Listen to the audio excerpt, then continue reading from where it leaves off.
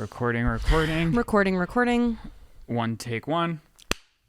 Hello. Hi. Hey, everyone, and welcome to another episode of The Sip. I'm Ryland Adams, of course, joined by... Lizzie Gordon. Have you missed me? Dude, yes, I've missed you. Really? I call you every day. You never answer. I know, because sometimes I feel like, does she need me? I always need you. Are you kidding? I'm always in need. No, I'm your neediest friend. I know we do this often, but I said, you know what? I had just finished making a breakfast burrito.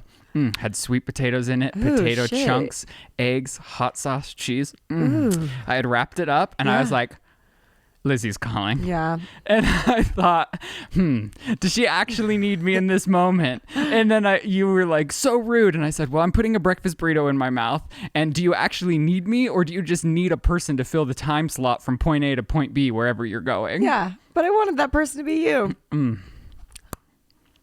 What was Did that? you hurt yourself? No. All right. Well, thank you for coming to Colorado. I'm here for the fried pickles.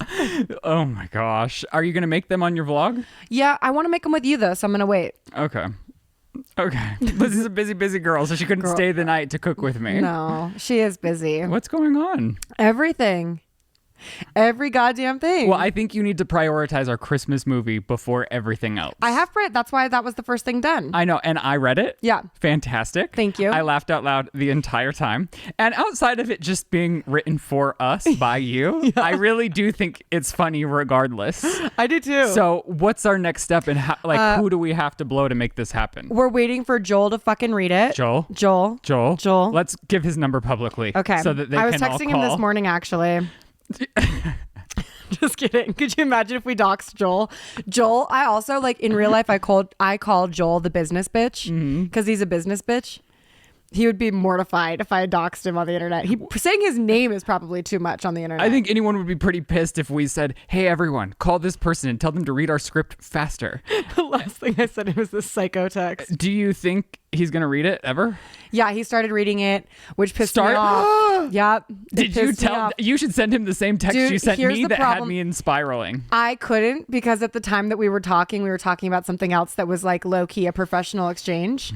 So I couldn't be unprofessional with him, though I desperately wanted to be. Because I have two different modes, right? Like if we're talking as friends, I'm going to be inappropriate. Which is why sometimes I think that you can get in trouble in work environments. Whoa. I said I have two modes. Anything specifically. I said I have two modes. I have two modes.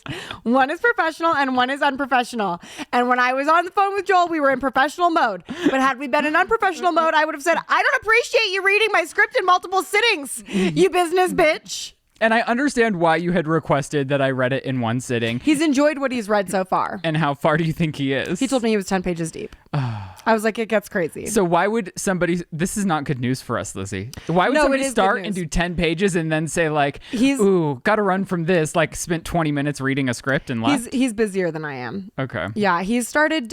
he's an executive producer, so he's doing... He's judging a Outfest in Los Angeles right now, and he's also so gay. So gay. We're gay, so we should be prioritized inside. I said that when he told me. I was like, well, my script's gay. It's got a gay lead, maybe two. A couple gay leads.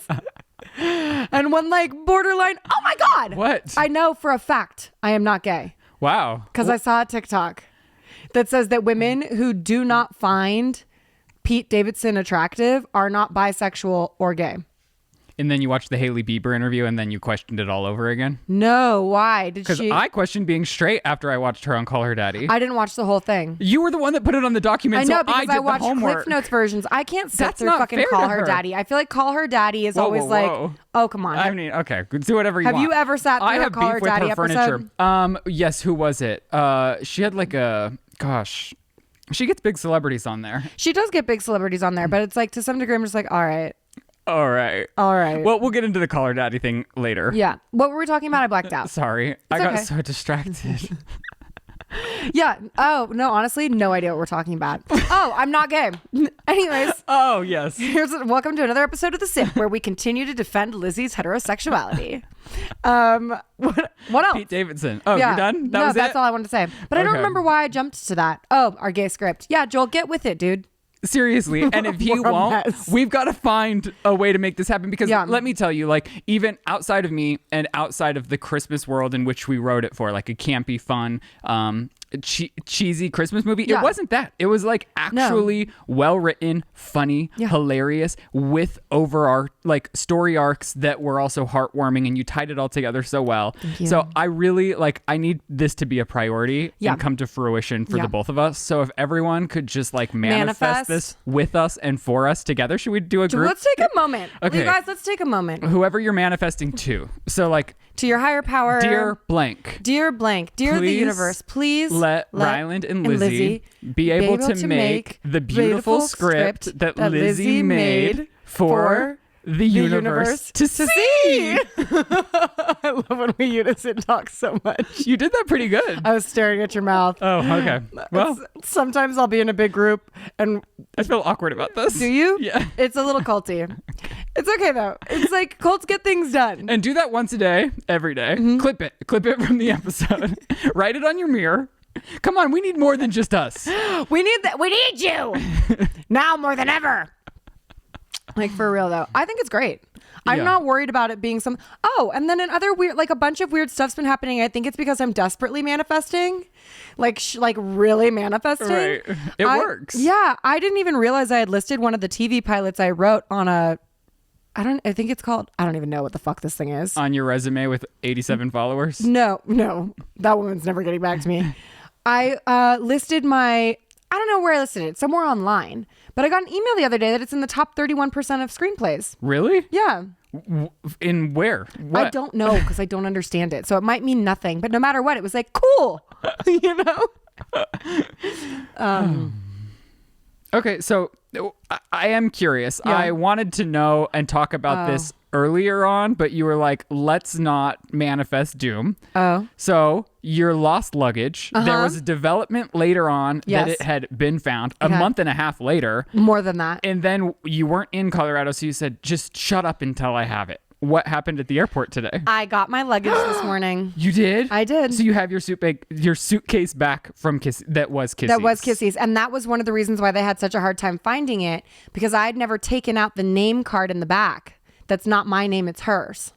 And did you not tell them? You didn't know that? No, I didn't know that. So when they found the name tag in it and they found the luggage and they had my claim, they were like, it might not be Elizabeth McGarry's because it says it's so-and-so's. Right. And so when they called, I was like, well, there's a card in the back that has my information on it. And they said, well, that's the problem. It doesn't match your information, but everything else does. And then they were like, can you identify some of the items in the bag? And I was like, there's probably a lot of Jeffree Star makeup in there. So it was a little bit of a you issue on accident. A little bit of a me issue on accident. Yeah. Oh, I know what I wanted to circle back to. The lipstick on my teeth? No, you don't You're have. just staring at my mouth. No, well, I'm just looking at you. You look good. And I love the sweater. Thank you. It's from last season.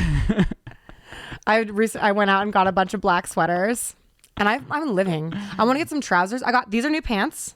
Cute. They're very TikTok, I will say. Are they? Like, yes, the non-definition at the bottom. You know how like skinny was in for a long time? I feel like all the young people now are doing the like no shape denim. But are the young people also wearing onesies that are unsnapped? Yeah, I'm sure. The no shape denim doesn't work for me. Like when I was trying to be cool with you and I went to Abercrombie, I got those, but I can't make them work. And I don't feel comfortable in the no shape denim. I think it helps a little bit if you have a booty. Okay. Wow. Rude. She tells me I don't have a top lip. She tells me I don't have a booty. No, I was wondering if Vicky saw that and got mad at me. No, but the comments were mad at you. Oh, they were? Yeah. Wow. I stopped reading the comments. Wow. She gets a vlog and she's done with you guys. Sorry. No, I've been so busy. It's probably healthy. No, I love reading the comments in a sick, sad way. Even when the nasty ones. But it's like I have been so busy. I haven't had a moment. You know what I mean? Oh. I almost had a meltdown the other day.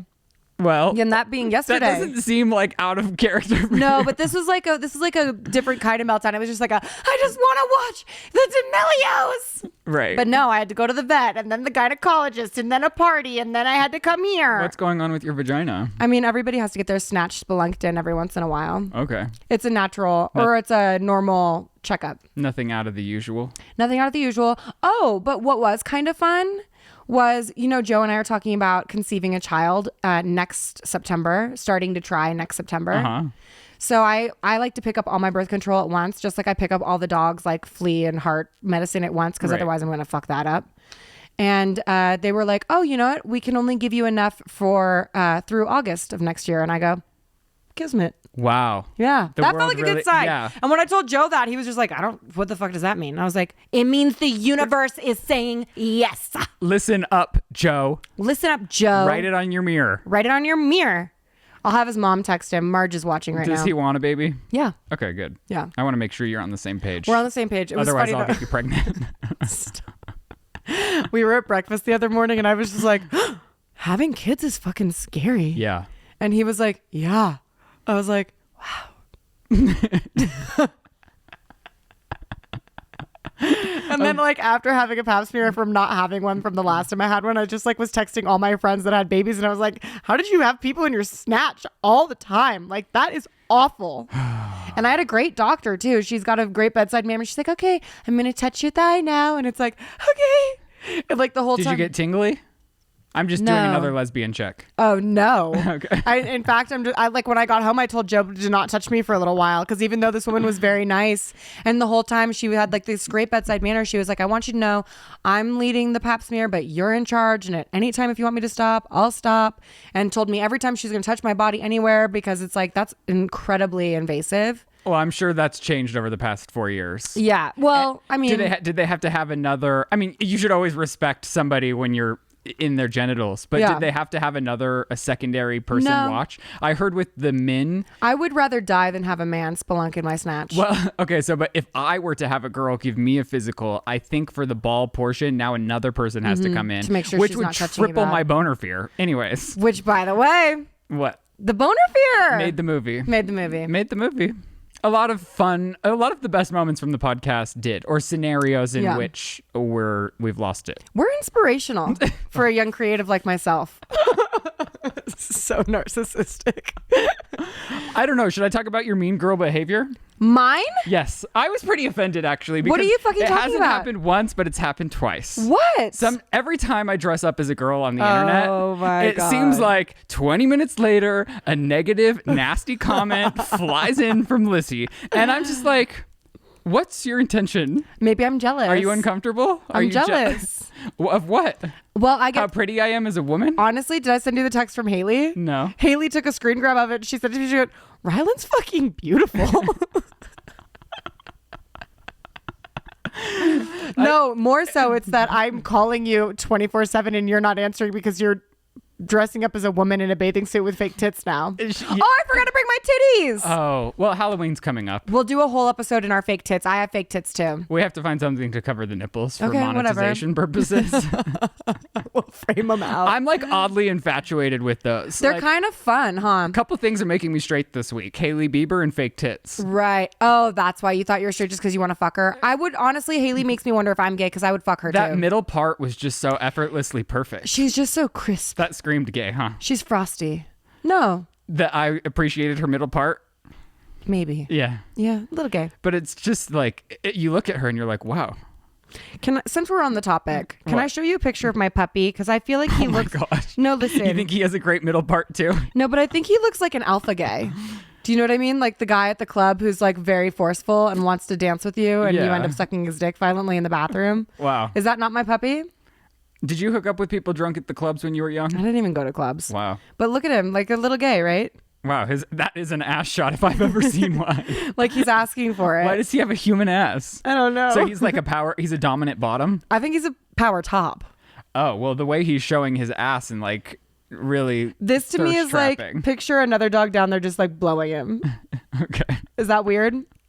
A little bit. He's just a little gay. Yeah, so like on my woman look, you said you're calling the cops. Yeah. And then if I knew how to work TikTok, I would find the last mean comment that you said. But I don't know if I know how to comment on TikTok, so I think I screen grabbed your story and sent it to you in a private text. Oh. And I said, is this what you've been doing for 20 minutes and why you haven't responded to me? And I said, absolutely yes. Yes. And do you actually need anything from me? No, but I am calling the cops. Because I look so sickening? Yeah. Okay. Everybody knows it. Okay. Like people like it's like like you're a hot girl. And so let's move on to some things that I don't understand about you. Okay. So talk about mean girls. Well, no, I'm saying like when sometimes I don't respond to your text because I don't understand what you're trying to get across. Fair. And so like you were sending me pictures this weekend that I just didn't understand. And then you kept going on and on and on about them. And I just thought, I don't get it. So what that's pictures? literally what I said. The AI things. Oh my God. Okay, you don't know about the AI sketch? No. So there's a new app where it's like artificial intelligence draws what you tell it to. So you see what do you mean? That's crazy. Yeah, well, that was my shocked face. Yeah. What are you? I thought you were like, oh. No, it's crazy. Yeah. Wait, so you can say like Ryland and Lizze making a Christmas movie in 2023. Yeah, but I sent you pictures of because I literally said Ryland and Lizze and it drew us. You're really hot in it. Wow. Yeah. I don't. It doesn't fully know me and it doesn't fully know you, but it makes you very hot. And then I did. In what sort of way? Like, do I look like a human? I sent you the pictures. I You do. didn't understand them when you sent them. Are you because talking about me breastfeeding my dog? Those pictures? Yeah, I don't think I got the one of us together. Oh, well, you did. I sent it to you a long time ago because I've been wanting to talk about it on the podcast. And then I did, Lizzie Gordon breastfeeding her French bulldog. And that was fucking wild. We'll put that up. And here it is. It's not saved in your app? Oh my gosh. Wait. Yeah, crazy, right? Without any context, you tell this AI app. Yeah. Ryland Adams and Lizzie Gordon. It did my pink highlights. Okay, that's Terrifying. That's like from a year ago as Charlie D'Amelio, but no, okay. it's from March. You had pink in Yeah. not like the strips. Yeah. Though. Oh, okay. See how well I know you. And then there's me sitting on the couch. And then there's you sitting on the couch. Wow, it's rude that it made me more handsome than It I made actually am. you really handsome. That's rude. But yeah, the ones of me breastfeeding the dog are Is particularly. this a free app? I don't know. What's it called? What? Well, someone did it for me, Wonder. Oh. And then I wanted to know what it looked like if I breastfed my dogs, and this is what it did. Well, and that's what she sent me without any context. So she was like, me breastfeeding my dogs. And I thought like, okay, what? I want to print all of these like super artsy style and put them all over my house. Because it's like I identify as a mother to these dogs, but it's like I'm not. So I was looking for like a maternal image. It's disturbing. This is probably going to get me canceled, huh? What? I don't know. Do you want to talk about your epiphany from applying to AFI? Yeah. Whoa. I was going to talk about it in my vlog that posted yesterday. Well, then why did you put it in the podcast notes? I mean, sorry. Check out my vlog. Is this what you? So when you claim your notes broke, you just have a note running for your vlog now? No, and I'm literally. You can look through it. My notes are fucking gone. It's crazy. All of them gone. Because we always have a shared note to write things that are so important that we need to share with all really of you. important, like And she AI keeps saying, breastfeeding dogs. I can't find my note, and I said, "Well, what?" I know, it's crazy. I don't believe you. Go through my phone, bro. And the new one that I sent you doesn't work either. No. Okay. It's nuts. See, shared notes, none found. Bummer. Apple wants you to buy a new phone. Which is insane because I got this in April. I know, but they're releasing a new one. They can suck my titty like an AI Frenchie. Okay, so let's talk about AFI. AFI. All right. So we were recently saying, I'm trying to manifest opportunities for myself. I was at a barbecue and this woman who is incredibly talented and esteemed as a director said, have you tried AFI's female forward director program? And I said, actually, like I intend to. I've signed up to be on a mailing list to be notified when the application's open. And oddly enough, AFI did not notify me, which is deeply personal because they keep inviting me to a fucking movie night. Like, I don't want to go to your movie night, AFI. I want to apply to your programs. Anyway, she said they asked her if she had anybody she wanted to refer. And she was like, if you submit, let me know and I'll pull your file for them as a referral. And I was like, oh, fuck, that's incredibly valuable. Nobody likes me. So it's really nice to have someone who is liked offer to vouch for me. And okay, we'll wrap back to why I think you get yourself into trouble. Whatever. And then, is it that attitude? Yes. But just fuck off. It's because sometimes you're unaware when you're demanding. And like, I've known you for so many years that I know when it's like, oh, it's just Lizzie being Lizzie, or to tell you, okay, Lizzie, you're being nuts. No, anyways, we'll pick it up from offered to pull my file. Okay. Offered to pull, I can't name names. We'll pick it up. So this woman graciously offered to pull my file. I hate doing these applications because it takes a lot of time and energy to write literally nine essays to like beg for these people to like you, and then you pay them a fuck ton of money so that they can read your application and tell you whether or not so they it's like want a college you. admissions? It's like a college admissions. There's no tuition for the college, but then you need to raise 25 to 40 grand for your own project after sending them $125 for a diversity program application, mind you. And I don't like doing it. I don't like putting myself out there super vulnerably, sharing the most private parts of my soul and explaining who I am creatively to somebody who's never met me. And their core function is to say whether or not I'm approved by them. And in most cases, they probably wouldn't even read it because they have people like who may be referring you. Yeah. They might have 100 people that have graduated from AFI that are like, oh, this is a person's application that I think you should look at. And if it's 9 essays, looking at 100 people's essays is exhausting. Yeah. And then you have everyone else that wasn't recommended. It's like, you know. And it sucks. But as Michael Scott quoted Wayne Gretzky or whatever, you miss 100% of the shots you don't take. Yeah. And as I'm always saying, I can't control other people. I can only control myself. I cannot control the results. All I can control is what I put into it. Yeah. So finding the relief in that, I put my best foot forward and I, put together what I feel is a very strong body of work that I have been working on for years. Yeah. So I had to provide 2 sample short films. I had to provide a director video intro that just introduces who I am. Like all of this stuff. I'm a vlogger. I got it. Honestly, I finally had that thought because I've been asked to do a video before and it's like, well, I'll just sit here with my phone and be like, I am a good candidate because I am a candidate for goodness. And now, you've developed a muscle of showing personality inside of a personal video. And that's the other thing my friends and I were laughing about. They're like, show a little more personality. And I was like, people don't like me. people don't like my personality. Even if it goes unread, I will say I believe the energy you put out will come back to you. Maybe it won't be in the form of AFI recognizing you or picking you, but I do think in a different realm, it just adds to your manifestation list of what you're attracting into your life. Absolutely. So good for you. Thank you. I'm proud. Thank you. You're welcome. And then I texted the woman and I emailed the woman I submitted and she didn't respond. You're like, I spent No, I mean, it just was like, figures, she probably hates me too. You're like, and then I was like laying in bed at night and thinking about this guy that gets like everything because he's constantly asking for it. Mm-hmm. And I was like, fuck that. That guy's not even talented. Like I can't even read through his writing without I have to read it 15 times to make it make sense. And he gets things because he keeps asking. Well, and that's half of Hollywood, honestly, is how you position yourself in places even more so than the talent you have. Yeah. So I emailed her again. I said, hey, just making sure you got this. That is me. And then she responded. She said, yes, I did get it. Go ahead and send me your samples if you want. And so I sent them to her on the way here. What? Yeah. Okay. Yeah. Well. She probably still doesn't like me. But at least I'm like that fucking guy who's getting somewhere now. And my question of the day is, what the fuck does simping actually mean? Like, I understand the implications. You're trying to ruin my private life right now. No, I'm not. I don't know. Everyone says simping on the internet. I think we've done a deep dive into simping already. Are you kidding me? No.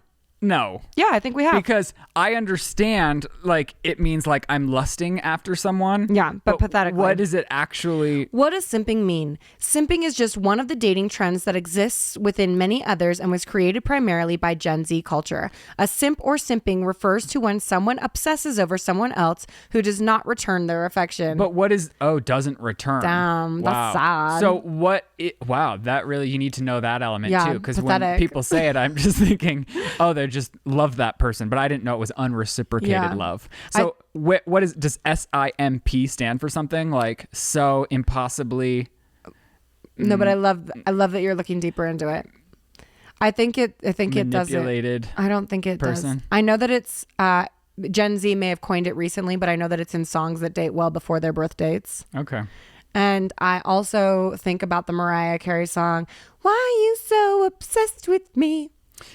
Okay. Well, I know you will know a lot more than us because when I didn't know what a what job was, Oh gosh, I forgot. Sham? A sham job. Everyone Stay let at me know. home mom. Mhm. It Yeah. really went over Me both too. of us. I was like, I don't know, like fake ass bitch.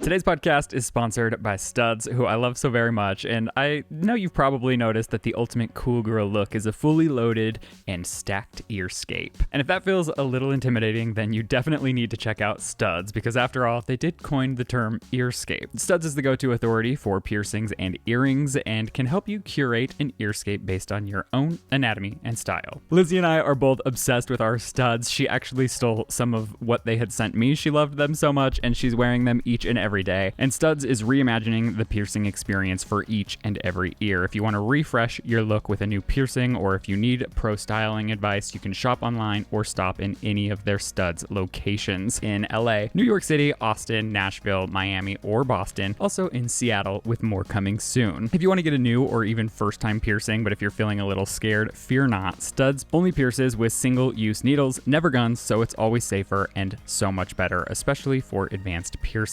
Studs earrings are made from high-quality materials which won't turn your skin green, plus they're lightweight and durable enough to wear all the time. So much so, you can even sleep and work out in them. Studs has over 250 styles of hoops, huggies, studs, cuffs, and dangles. And they pierce way more than just lobes, so it's easy to create a statement look or something you keep in every day, starting at just $10 per earring. The best part of all is Studs is offering our listeners 20% off your first purchase when you go to studs.com/sip. Go to studs.com/sip for 20% off your first purchase. That's studs.com/sip. You won't regret it. Today's podcast is sponsored by Zocdoc. And if you're a fan of sushi, it's incredible. But gas station sushi, not so much. Finding the right sushi makes all the difference, and the same goes for finding the right doctor. Which is why I love Zocdoc, which is a free app that shows you doctors who are patient-reviewed, take your insurance, and are available when you need them. On Zocdoc, you can find every specialist under the sun, whether you're trying to straighten those teeth, fix an achy back, get that mole checked out, or anything else, Zocdoc has you covered. Zocdoc's mobile app is as easy as ordering a ride to a restaurant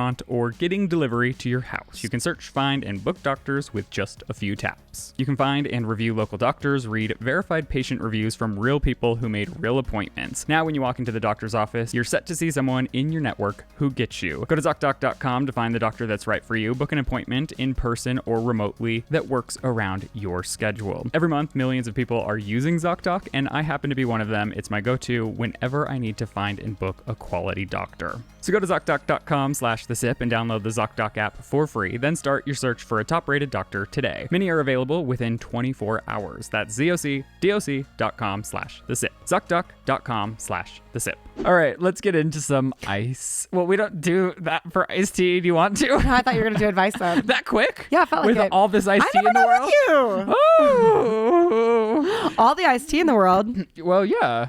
There's quite a few. Well, Oh, he's handing me the clipboard. yeah. Let's see. All right, you want to talk about how Uber is being used for drug runs? This I'm unaware of. Okay, so apparently with Uber, you can now use it sort of like as a carrier service. Really? So yeah, so if you wanted to send me something from your house in Calabasas, you could toss that bitch in an Uber and send it to me. So I could have had them go to the airport, pick up your luggage, and bring it to my house for you? Yeah, Wow. but why would you do that? Well, I mean, if you weren't coming to the airport. Yeah. Again. Yeah. Okay. Yeah. Okay. Hot Well, tip. no, I don't think that would have worked because someone would have had to take it from the lost and found to the Uber. But if you can... So if my mom has a document I need right now, I can send them to her house and grab it first. Yes. That's pretty cool. It's pretty G. And you know who else is capitalized on this is drug dealers and drug receivers. Are you sure? Positive? What, like, really? Yeah. And so what happens if the Uber driver gets pulled over with all these drugs? Here's why it's fucked up, because the Uber drivers are driving their personal vehicles. This one man was asked to carry drugs. He was like, I don't know, dude, like this seems like drugs. And the guy was like, I'm taking your picture. I'm taking a picture of your car. And they have their license plate numbers, like all this information, and they can check the car on its path and know if it derails from their path. So you can't go to the police station. And you have to, and he's like, if something happens and these don't get delivered, something bad is going to happen to you. I would say, gotta go. Yeah, great. Definitely say that to a guy who's already threatening your life. Yeah, thanks. I gotta go. And then Uber penalizes you for canceling a ride. Okay. Well, I think Uber should be a little more inventive about how they're going about their here's delivery the deal. services. Man is inherently evil. And what the fuck, drug dealers? You have like two parts to your job. Deal the drugs yourselves. Stop fucking making Tyler on the streets fucking take your shit. Yeah, who's just trying to be a hardworking citizen. Yeah. That's insanity. Yeah, it is insanity. And so what happens, has there been an instance where a cop pulls somebody over and they're just like, it's not mine, go to Uber? I don't think there's been an instance of that, but I do know that like Uber's sharing information with the police in a few open drug cases. Oh, so at least they're participating with the system. But the problem is like there is no way to curb this unless they just cancel the carrier service option. So how did we discover this is my question. Was somebody too afraid to derail the line and go to the police in fear of the drug dealer seeing it, but they weren't afraid to whip out TikTok and talk about it? No, I mean, I saw it on the news and this guy was like, his voice was altered. His face was not visible and he's talking about the experience that he's had. Like Inside Edition, I'm sure. Yeah. Okay, Hailey Bieber on Call Her Daddy. Circling back to Hailey Bieber on Call Her Daddy. Wow, she really is beautiful. Not in love with the furniture on this set. Wow, that's your takeaway? I just thought, when I started watching the video, I thought, wow, she got like 50 plus million for this contract. And she really is. I will give the Call Her Daddy girl, after the scandal of her name's Alex. breaking up with her counterpart, Sophia. Yeah. Which we did follow because I think everyone in the world followed because it was just so crazy and scandalous. She, without a co-host, she really has transitioned a show where she exploited her own sexual life and doings to getting A-listers on her show. Yeah. So the transition is quite incredible that she's getting the Demi Lovato's and Hailey Biebers of the world. And even I think Miley Cyrus went on, which was the first like big celebrity that I had seen on her show. But good for her. I wish she would get a little different furniture. Yeah, her set looks like a Marriott hotel room. And she shows up in, which I get it, like be disarming for whoever you're interviewing. Whatever she's doing is working for her. So let's not talk shit about her. No. But Hailey Bieber, I thought it was interesting that the whole interview, they're like, trying to be like, I'm outside of, which I get, this isn't Hailey's fault, but every time they try to move away from Justin, it goes back to Justin. I mean, I do wonder if it was all about Justin in the first place, just because Hailey gets so much hate online. So I wonder if this was the intention of this was to finally address the Justin stuff in the hopes that she would stop getting hate online. Oh. Also, I just realized, guess who sits like a fucking lesbian? Hailey Bieber. I think she was just a little nervous and that's how she felt most comfortable. Same. Just saying. I just thought it was fascinating because the whole interview is leading up to the pinnacle where she kind of talks about how she hasn't ever talked, or she has actually talked to Selena Gomez since her and Justin have been married, and she would never expect Selena to go out of her way to address it because maybe in Selena's mind, Selena would think that it would cause more of an uproar. Yeah. But then once she's like, okay, enough about this. Let's move on to your sex life with Justin Bieber. Like, it just never got away from Justin Bieber. Right. And I was like, what about poor the Hailey sex life? Bieber. I mean, that was just, it's Call Her Daddy. So I know, she but gets like, in, what, how, like, tell me about what positions they liked. She said her favorite's doggy style. What? What? Tell me more. I kind of stopped listening after that. Okay. I got to that and I was like, okay, I get where this is going. And then I got too hetero for you. But I will say, like, Hailey... Sorry, What? keep going. No, we talk about sex, so I can't hate on it, but it's just like, don't do that. Who cares? What do you mean? Like, why? You have a Hailey Bieber here, of all people. I mean, I don't think and she you was- want to talk about her doggy style fantasies? That's what Call Her Daddy, like, got massively popular Right. for, was like the sexual adventures of Right. Got it. people. Got it. And so like when a celebrity goes on, they're going to talk about their sex life. Got it. And even though like Hailey was a little like reserved about it and Mm-hmm. then finally gave an answer. So it wasn't like Hailey was like out the gates trying to talk about her sex life with Justin. Yeah. And she did like wrap around to make it sweet and be like, what turns Justin on is more like an intimate moment between us that leads to sex. And yeah, she Cute. said that she likes Justin because of his openness and his heart and how he cares and loves and whatever. I just think it's interesting that like Hailey and Kendall Jenner, who are friends in real Buddies. life, they're such realized women. You and know? I think they both fucked Justin Bieber, probably doggy style. Honestly, they're Eskimo sisters. And I was thinking, well, yeah, they do have a lot of traumatic events that happen in their lives. And I thought, like, wrapping into the Kardashians, which we will talk about their new season as well. But Kendall's very into, like, working her health from the inside out. And so she, like, got her brain scanned, which happened to be at the same place that Morgan got her brain cool. scanned. And so she took Chloe to get her brain scan to see if Chloe could like learn more about what's going on with her in a state of like the actual trauma that's affected the brain.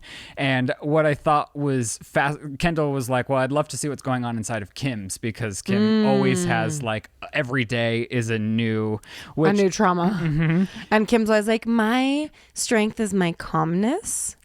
Yeah, and it really is. Yeah, and I thought about that the other day. I was like, damn, that bitch do be staying calm. And Kendall wanted to take Chloe because Kendall was like, you're obviously going through so much. And this whole season of the Kardashians, Chloe's like, I'm the picture of resilience. Like, she said it 500,000 times, which, like, if that's what she believes, I mean, she is. Like, she is. She is, but like, she said it 500,000 times. Yeah. And Kendall goes, I know, but you are the picture of that, but are you dealing with it, or are you pushing it aside? Yeah, I actually loved Kendall saying sometimes to get through it, you gotta go through it. And there's a difference from just being like, that happened, power through, versus being like, let's address the trauma and try not to let that affect the daily patterns of my life from here on out. Yeah. And so that's why I was like, wow, Kendall is so realized. And then I listened to the Hailey on Call Her Daddy, and I was like, Hailey's so realized. And I was like, well, they have such big, extravagant lives, but they also have the time and money to go to 7-day therapy retreats where they don't, so it's like, it is a luxury to be able to spend so much time on your mental health, but they're also in a position where their mental health is affected so much more than the average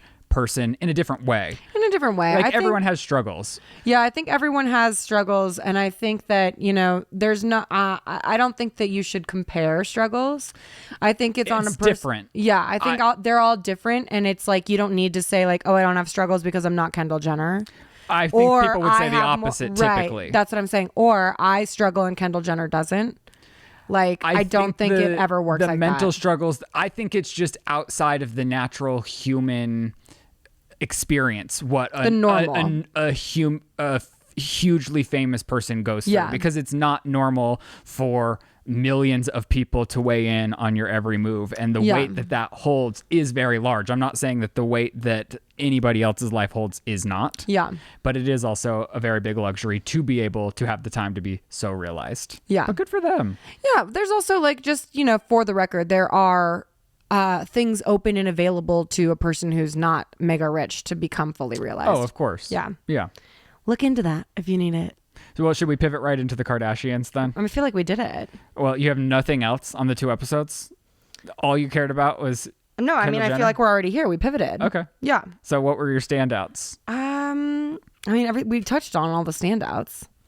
Okay, well, for me, lots and lots of babies. I have baby envy, and I know what's meant for me is going to come, but I'm just like, so many fucking babies.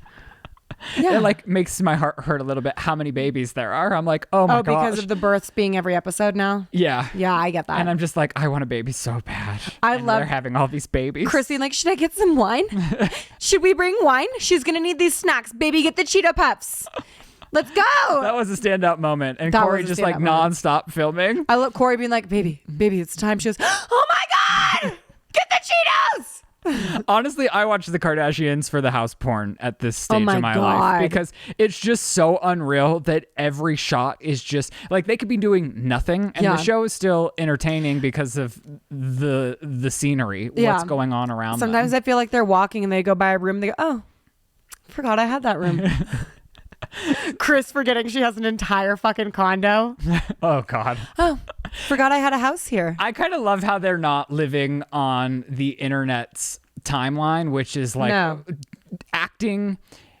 Because I see, like with a lot of reality shows, you'll start to see the characters act on how they think Twitter's reaction is going to be. Mm-hmm. And it's so funny to me, like even Kim with her private jet, like all these celebrities got so canceled for their private jet use. And she's just on the phone with Kendall like, you're going to experience Kim Air. What do you want for lunch? And then Kendall's like, well, I'm going to get a spray tan. And Kim goes, you are not going to get your spray tan on my cashmere seats. You might be Kim. She just doesn't give a fuck. She's just like the whole world's upset about private jets. And she's like, you are not going to ruin my cashmere seats. I'm like, God love you, Kim. Did you see Kim's Dolce & Gabbana show?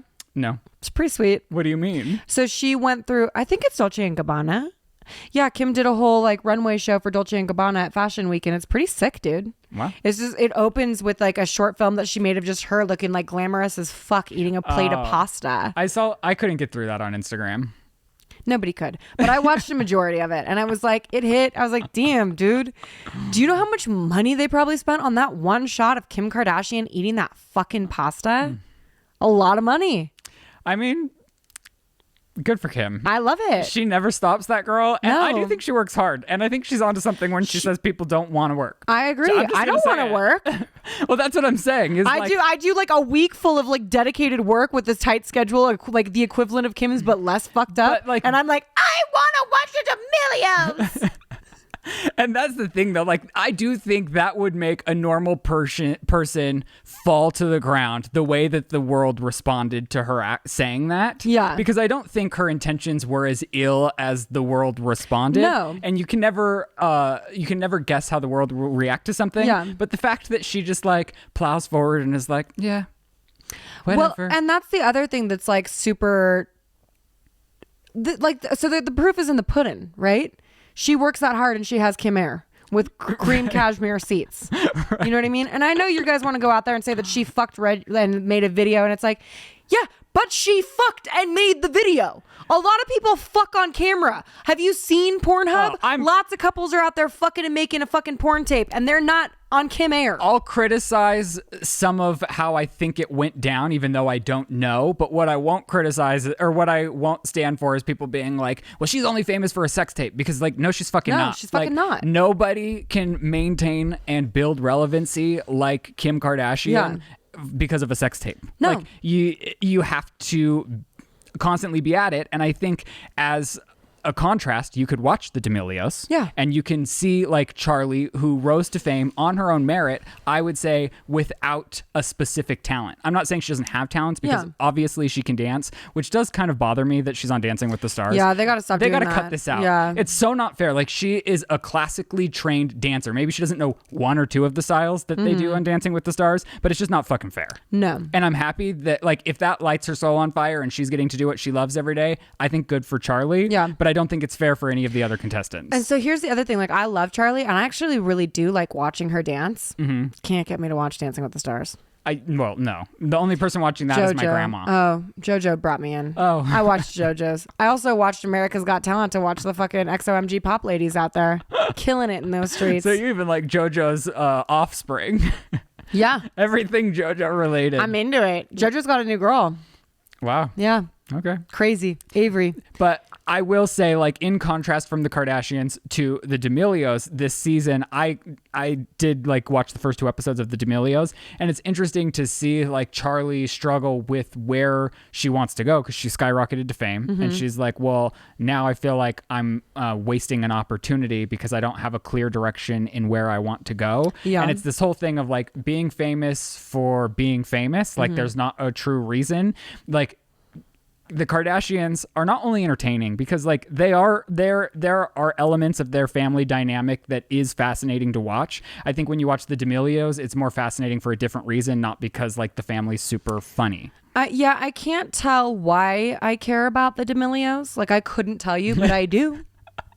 You know what I'm saying? Like, I really do. I think the girls are cute. I feel like a lot of the storylines are fabricated for drama, though. Yeah. Also, Joe can't stand it. I have to watch it in the bedroom. He's like, turn it off. I hate their voices. I'm just like, okay. Bubs loves it. Yeah, I mean, I watched both episodes Yeah. in their entirety. So I guess keep doing what you're doing, girls. Yeah, don't stop.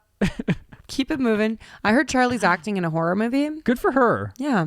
I've also noticed that Charlie has started speaking on her voice more, which is pretty cool. Because I don't know if you remember, but they used to be like these little whisper girls. They're teenagers that got famous. I mean... I think that they have done a little bit of work on themselves to find their voices, because it's very clear now that Charlie's talking.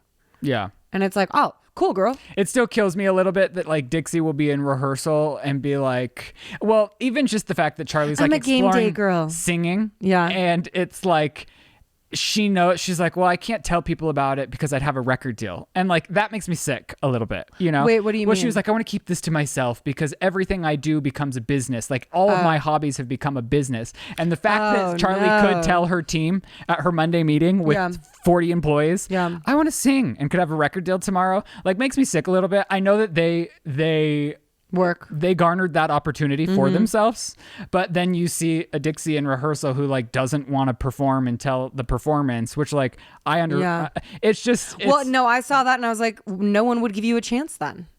Like nobody would give you a chance. She's getting chances. And then she's at Jingle Bells or Balls or whatever. Yeah. Yeah. Good for them. Yeah. Okay, what's next? What's next?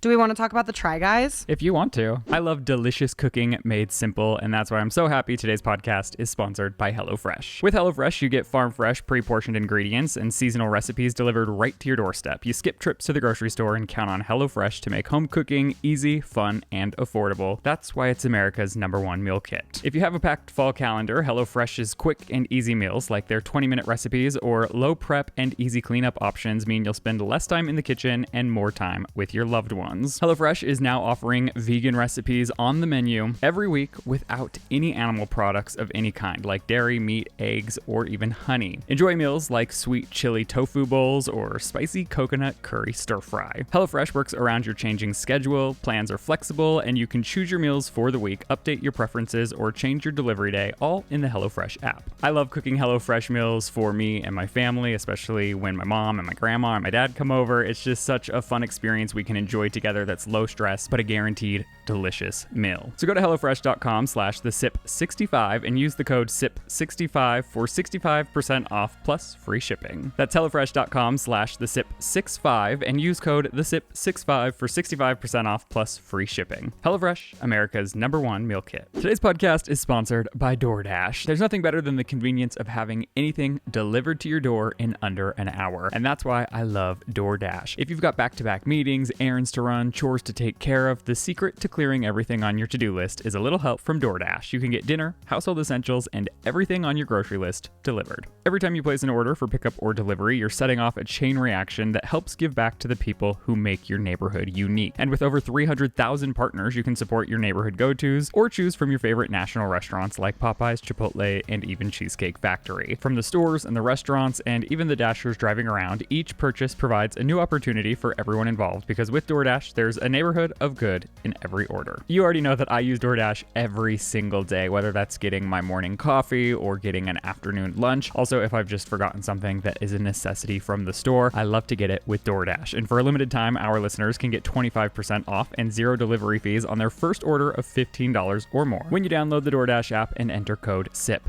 That's 25% off up to $10 in value and 0 delivery fees on your first order when you download the DoorDash app in the App Store and enter code SIP. Don't forget that's code SIP for 25% off your first order with DoorDash. Subject to change, terms apply.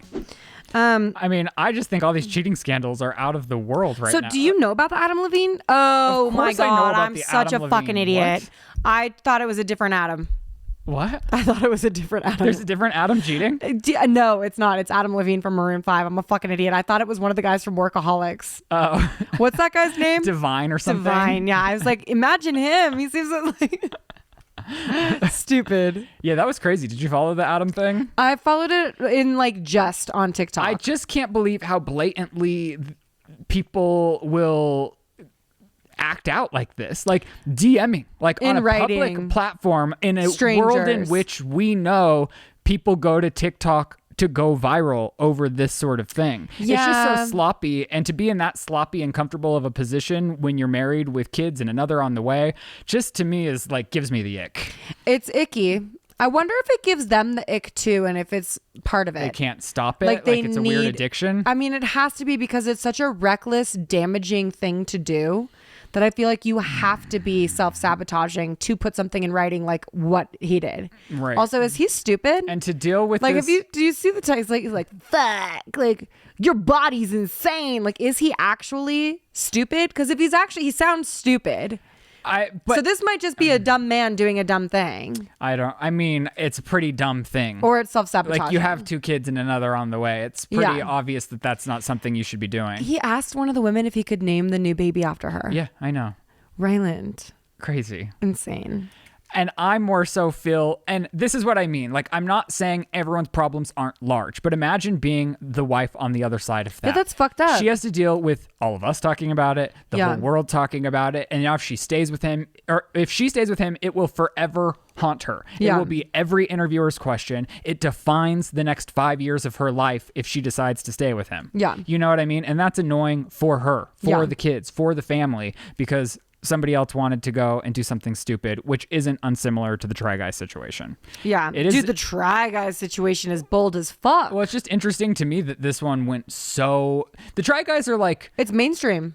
well... Yeah, their drama is mainstream, Yeah. and they are very popular, but I feel like they're under the radar popular. Yeah. Like, because you go to their channel and they're still getting millions of views on every video. Well, to be honest, I don't know dick about the Try Guys, but I could tell you like if I saw them in public, I would know that they were famous. Do you know what I mean? Yeah. Never seen an episode, didn't know they identified as the Try Guys. Probably would have thought they were Queer Eye for the Straight Guy. Which is, I get it, yeah. even though I'm pretty sure they're all straight. Like, No, they're not. yeah, Hooking up with one of the employees, yeah. one of the producers. But did you see how it all broke?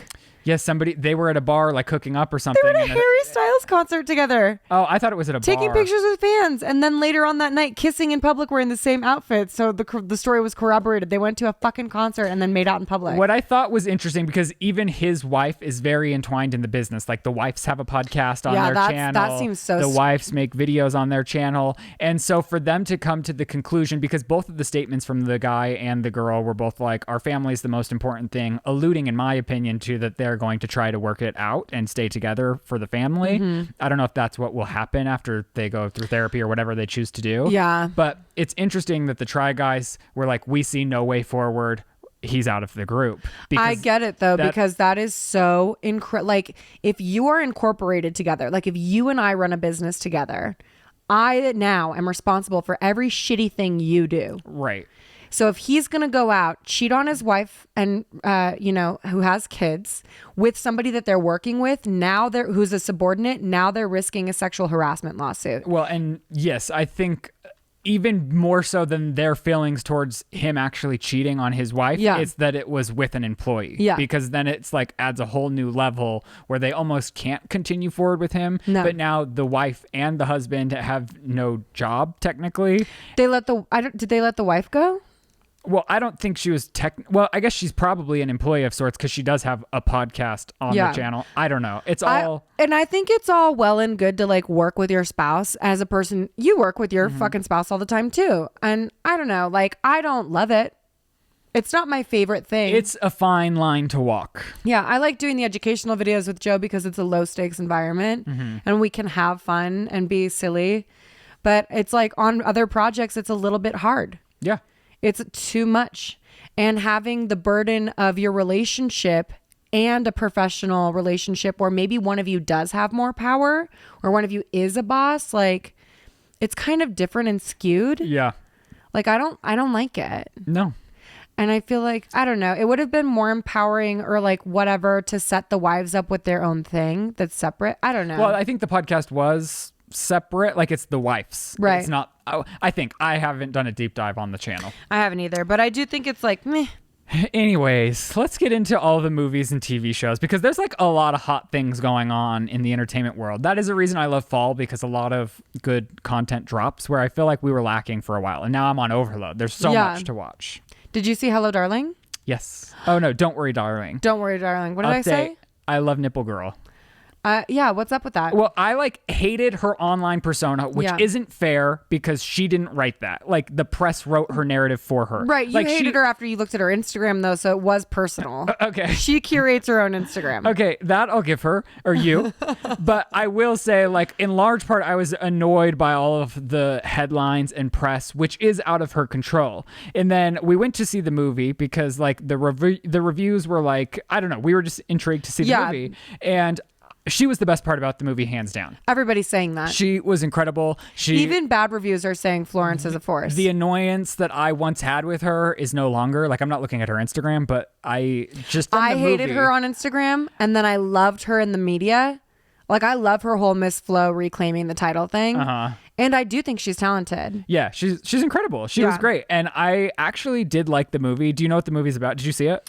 I didn't see it, but I think I can guess what it's about. Okay, spoiler alerts. Spoiler, mine's a guess, and you can tell me if I'm right. I'm guessing that it's about like a group of people who live outside of like the normal communities, and this is a specific isolated space that's almost culty, like a culty commune, and like to some degree Handmaid's Tale, and Florence feels like she's suffocating because of everyone has to be happy and chipper and bright all the time, and eventually she wants to get out, but nobody's allowed to get out because there's something more sinister afoot. Or do you want to see it?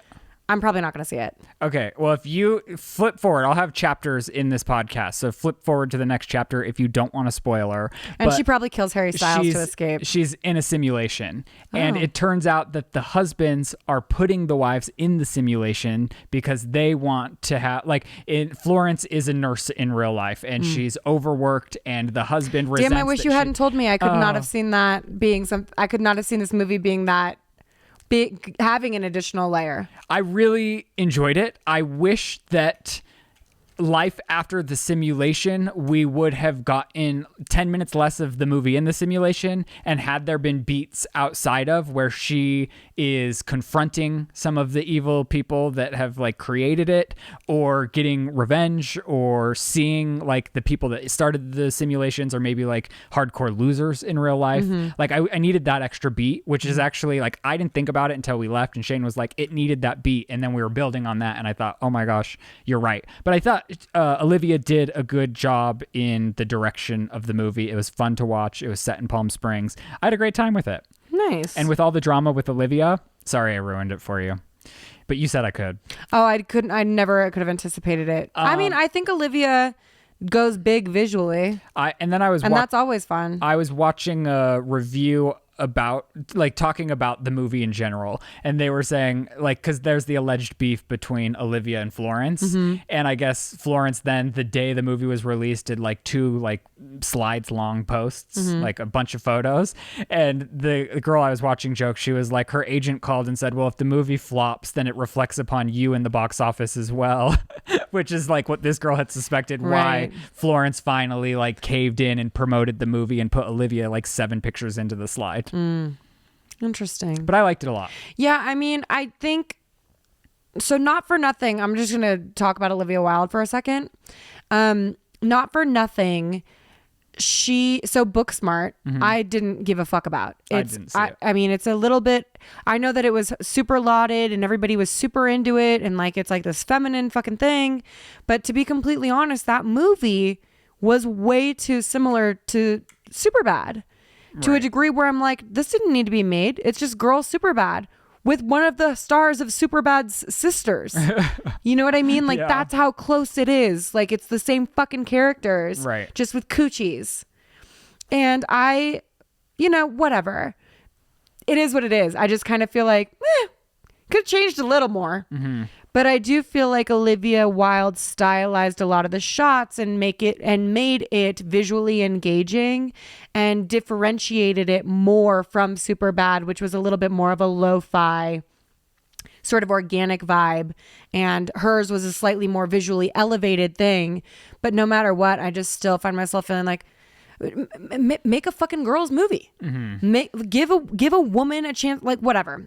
I also am irritated because I saw My Best Friend's Exorcism, and I'm just like, I should have directed that. And I know that that's a big lofty fucking thing to say, but I keep seeing these movies where it's like, is that in theaters now? I don't know. You know how I get all my movies, but it's like, I watched it at home and I was excited by the prospect of it. Like, I've had a bunch of ideas where it's like young girls in high school coming of age, like the birth and death of relationships with your best friends and like all of those things. And I always think through like a skewed sort of horror comedy lens, but this was directed by a man, and quite frankly, for a concept so big as My Best Friend's Exorcism, no one believes me, my best friend's possessed by a demon and I must exorcise it from her as 2 Catholic schoolgirls in the 80s. Like, that's fucking cool. And I watched this thing and I'm just like, if it weren't for the score, this movie would be flat as fuck. The score's having to inform everything. Like it's isolated still frames made by a guy who was never a fucking girl, who can't identify with these things. So there's no feeling or intention in any of these shots. There's certainly no fucking style because he's never had to think outside of his simpleton box to get an opportunity. Well, I don't know anything about the movie, so I don't know if it's like a wide release, if it's going to be video on demand. I haven't heard about it. Yeah, I don't know. But the point being is like, I think that Olivia Wilde goes fucking big. Yeah. And if people want to bitch and complain about it, call it derivative, say that she doesn't understand what she's knocking off, go the fuck ahead. But no matter what, wide audiences are sitting through her shit and liking it. Yeah, and I don't think her male counterparts would get the same critiques or publicity that she has been Neither do I. ringed through this entire prospect of the movie. Yeah. So anyways, I'm upset. I know you had already mentioned that you had seen Fall and you said you hated it. Yeah. I thought the dialogue, the Fall, it's about, it's about a couple of dumb bitches who go out to the middle of nowhere with no safety precautions. Nobody knows where the fuck they are. And they're supposed to be skilled enough climbers that they're free soloing up a fucking cliff. And they're climbing up a radio tower. Well, in the intro, they're supposed to be such skilled climbers that they're literally climbing up like a 100 million foot flat surface cliff. And then they make every single amateur mistake they could possibly make, as if they're just a couple of 10-year-old boys who have found a fucking dangerous thing to go get tetanus on. Her boyfriend ends up dying. And then through her grieving, a year later, her best friend says, let's go climb this radio tower in honor of him to get past what you're going through and spread his ashes at the top. They get stuck at the top. That's all in the trailer, so we're not spoiling anything. I thought once they were halfway up the radio tower, it did get fun, and I thought their acting got a lot better. I thought the dialogue in the first half of the movie was so cringy. It wasn't even the actor's fault. I've got a drinking problem, Dad. You go fuck yourself. Their interpretation of vloggers is crazy. Like, she's holding the vlog camera like this. Hey, YouTubers. And I'm like, whoa. You're also calling them YouTubers. You're the YouTuber. Who wrote this? And so, yes, the first half I was like, I don't know if we can get through this because the dialogue was just so cringy. Well, it's a low budget movie. But once they got up there, I did think that he did tension well. The writer-director, I thought, like, I was on edge I couldn't get on edge because the whole time I'm thinking, like, my God, are you fucking stupid? You just threw your shoes off and you have to walk down this fucking thing barefoot, you dumb bitch. Well, what I found interesting... Also, think about how hot that fucking metal shit would have been climbing up. They don't even have gloves. Okay, I hear you. I hear all of your things. My whole wraparound to this was after the fact, I watched their like little 10-minute making of. And the reason I think the acting got so much better, I discovered, was because those bitches are actually on top of They built a real structure. Yeah, they like really did build the structure, and they filmed it in the elements. And the blonde one really did die. Okay, spoiler alert. My B. I thought it was fun enough. I thought I'd be disappointed if I went to the movie theaters, but if you're at home and you want to watch just a campy movie with your boyfriend or girlfriend, it's fun enough. Yeah, I mean, the whole time I was just like, oh, so the blonde one fucked her boyfriend? Okay. More spoilers. I'm going to have to put a spoiler warning at the beginning. Okay. Did you actually want to talk about this one? Do Revenge? Yeah. What is it? So Do Revenge was made by that directress who has multiple names, Jennifer Caitlin Robinson? I wouldn't know. I think I'm fully fucking that up. Okay. But I really like that woman, and she is a good person. And I want to give her a shout out on this podcast right now because 2 times in my life, she doesn't fucking know me, and she has done 2 very cool things for me specifically. How do you know her? I don't. She's a fucking stranger. So a million years ago, when all I wanted to do was act, she was writing a TV show called like Sweet and Not So Sweet, but like a gooder title. Like, I couldn't tell you. A gooder title? Yeah. Sweet and sour? No, but it was about 2 girls, kind of Batman and Robin style, in college, exacting revenge on dirtbags. Okay. And it was a funny script. That seems like a good role for you, honestly. It was. And so I read this script and I go, holy fuck. This is the first time I've read something that I really fucking identify with and could do really naturally and well. And so nobody asked. I put myself on tape for it. I put my whole heart and soul into this thing. Instead of like slating my name, I did a scene from it where this girl's driving around eating gummy worms and scream singing Alanis Morissette. So that was my slate. And then, I do this whole thing, and it's like, quite frankly, one of the best auditions I've ever done. No one had asked for it, and I didn't know how to get it seen. So I went online and I found her on Facebook, the writer, the creator of it. And I just messaged her on Facebook. I said, hey man, here's a fart in the wind. I'm a writer. I read a lot of pilots because I want to know what's going on. I really fucking identified with yours. I'm also an actress. I know you didn't ask, and no pressure to watch this whatsoever, but I got to shoot my shot. Here's my audition tape. Wow. I mean, you got to make your dreams become things, and that's the way to go about it. And, you know, you can do that a million times and no one will respond to you. Yeah, but it only takes the once, It like does. they always say. And that's what she fucking said to me when she responded to me. She said, hi, Lizzie. It only takes one person to open a door for you. And I like your audition tape. I'm going to submit you to casting. And I got a call back and I went to a producer session. Wow. The producer session was for a different role. Well, I mean, doesn't matter. It doesn't matter. They see That's talent. the closest I've ever gotten besides booking. You know what I mean? And the show, I don't think ever... Sweet and Vicious. Sweet Vicious? Who knows? Anyways, she did that. And it was fucking cool. Yeah. She didn't know me. She didn't know me shit. She just did that. And then another time, my dog went viral on Instagram, Mr. Bubs, as you all know. And she made a movie on Netflix called Someone Great and went through the trouble of fucking finding us and making us an offer for money to put Mr. Bubs' clip in her movie. And they paid us for his clip. And did you take Bubs to... No, they licensed our clip. The clip. Okay. Yeah. Wow. Yeah.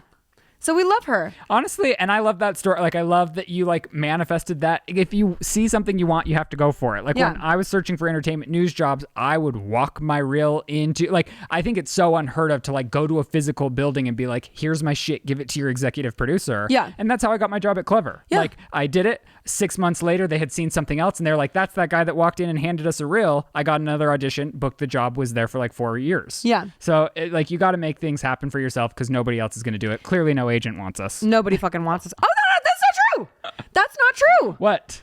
You got an agent? Oh, no, not well. It's not as untrue as it once was. Hold on, stand by. We'll get there. But I do want to say this woman is one of the co-writers of Thor: God of Love and Thunder, which I thought was so fucking fun. And she also had a movie come out on Netflix, her second movie on Netflix called Do Revenge with Uma Thurman's daughter and the raven-haired beauty from Riverdale. And it's fucking good. Wow. I really enjoyed every second of it. And she's obviously got a style. She's got a really fun voice that I don't get to see a lot of. And it's something that gives me hope for my weird fuckery. Yeah. And, you know, if you haven't seen Do Revenge, see fucking Do Revenge and support this woman because she's a good fucking person. What did we say? Oh, another manifestation. So I told you I want to get into commercial directing, right? Yeah. I want to get into commercial directing because a majority of the people who are kind to me and who don't hate me are in commercials. Right. So one of my favorite DPs, I think I mentioned this on the podcast already, one of my favorite DPs that I work with regularly said he would shoot a sample spec for me. And I'm in pre-production on that project now. We have a casting director. We have a location. I have a unit production manager. All these people who, by the way, I work with on set regularly have come to support me for free. Because that's how nice I am on set to be around. That's how much they love me. I don't doubt that you're very fun and good. But I'm saying, like, for people to gather around and support me without being paid means I'm probably not a cunt on set. Well, I think we cut the thing that had alluded to that anyways. Regardless, I'm going to vouch for myself here right now in case we didn't cut that one specific part. All right. But anyways, so then I reached out to a director that I had script supervisored for who I really, really like his work. He's very funny. I love his narrative stuff. I love his commercial stuff. I like how he is on set. He's a fucking good guy. And I said, I remember his storyboards being super clean. And I said, what program do you use to make your storyboards? He said, oh, I just sketch them myself. And I go, oh, you got some clean lines, dude. He's like, what's up? And I was like, oh, I'm shooting a spec commercial with Matt. And he goes, good for you. I didn't know you want to do commercial directing. And it's like, I want a family and money. And I will do anything creatively that I can to get that because I'm unemployable in the real world. And so he says, hold on, let me connect you to my talent agency. Wow. To my creative agency. And I go, oh, how should I package myself for them? He's like, no need. I'll set up a general meeting for you right now. Wow. I have a meeting tomorrow. Are on you Tuesday. kidding me? No. Wow. Yeah. That's incredible. Yeah, it is. And so what are you going to take? You should take something. It's over Zoom, so I have to bring nothing. And okay. that was the other funny thing. So they reached out really quickly to me. He has a great intro for me, which was so nice. And then I was like panicking and texting my friends who are employed, and I was like, how do I respond to this like a normal person who's not desperate? And they were like, so I sent a little snippet, and they go, it's a little too clean, like add more personality. And I go, nobody likes my personality. Like,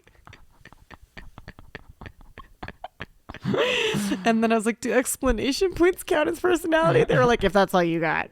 Wow. Yeah. I mean, if you can get a commercial directing agent, that's incredible. Yeah. Well, and the even cooler thing about this, and I have to thank you for it also, is this is a specific kind of creative agency. And not only do they do narrative content, they do commercial content, but it's mostly social media accounts.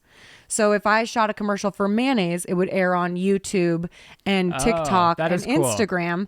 And one of the reasons why they are so excited to meet me is because of my presence on the podcast. Yeah. No, that is cool. Yeah. I mean, So that's very thank you. cool. You're welcome. Yeah. You're welcome. Because I did not do this. I mean, I didn't create this myself either. It takes Yes, you did. I mean, yes, but this couldn't fly with me alone. I'm not a solo. No, but it could fly with you and someone else. Like, let's be real. And I know that a lot of you wish it would, but I'm fucking here to stay, bitches.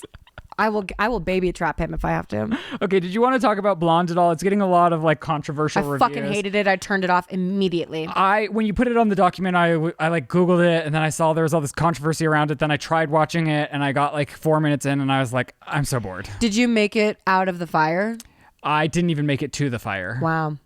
I don't think I watched the first 4 minutes of it then. I think the I fire started is in like fire. a sexual mishap, right? Apparently this movie is a lot worse nothing than that. but I just don't want to get demonetized. No, I mean, I think that the whole movie is a sexual And is that assault. Is that her life? I guess because isn't it a depiction of this is what's so fucked up.